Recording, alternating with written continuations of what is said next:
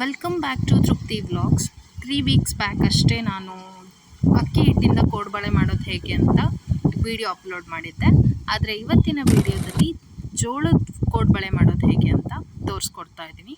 ಗರಿ ಗರಿಯಾಗಿ, ಕ್ರಂಚಿಯಾಗಿ, ಟೇಸ್ಟಿಯಾಗಿ, ಡೆಲಿಷಿಯಸ್ ಆಗಿ ತುಂಬ ಅಂದರೆ ತುಂಬ ಚೆನ್ನಾಗಿರುತ್ತೆ. ಕೋಡ್ಬಳೆ ರೆಡಿ ಆದಮೇಲೆ ಕಂಪ್ಲೀಟಾಗಿ ಕೂಲ್ ಆಗಕ್ಕೆ ಕೂಲ್ ಆದಮೇಲೆ ಒಂದು ಏರ್ಟೈಟ್ ಕಂಟೈನರಲ್ಲಿ ನೀವು ಸ್ಟೋರ್ ಮಾಡ್ಕೊಳ್ಳಿ.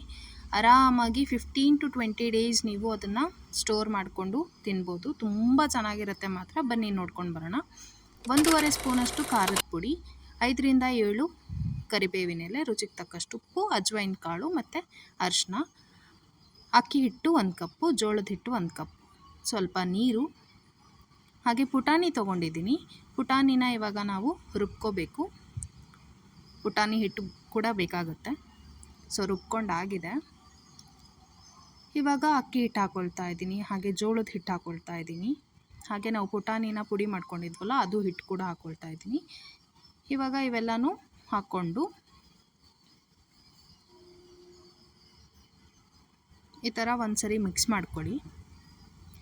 ಆಮೇಲೆ ಕಾದಿರೋ ಎಣ್ಣೆ ಹಾಕ್ಕೊಳ್ಳಿ.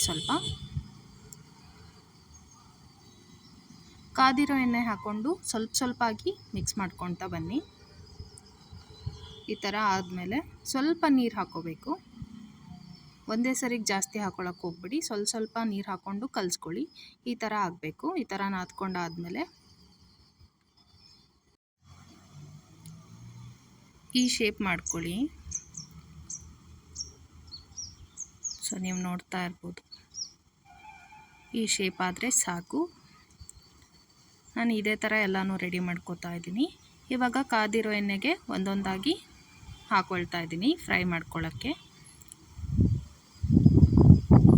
ಆ್ಯಸ್ ಯು ನೋ, ತುಂಬ ಡೀಪ್ ಫ್ರೈ ಎಲ್ಲ ಮಾಡ್ಕೋಬಾರ್ದು. ಗೋಲ್ಡನ್ ಬ್ರೌನ್ ಆಗೋವರೆಗೂ ಫ್ರೈ ಮಾಡಿಕೊಂಡ್ರೆ ಜೋಳದ ಕೋಡ್ಬಳೆ ರೆಡಿಯಾಗಿರುತ್ತೆ. ಈ ರೆಸಿಪಿ ನಿಮಗೆ ಇಷ್ಟ ಆಗಿದ್ದಲ್ಲಿ ಲೈಕ್ ಮಾಡಿ, ಶೇರ್ ಮಾಡಿ, ಕಾಮೆಂಟ್ ಮಾಡಿ, ಹಾಗೆ ನಮ್ಮ ಚಾನಲ್ನ ಸಬ್ಸ್ಕ್ರೈಬ್ ಮಾಡಿ. Thank you for watching.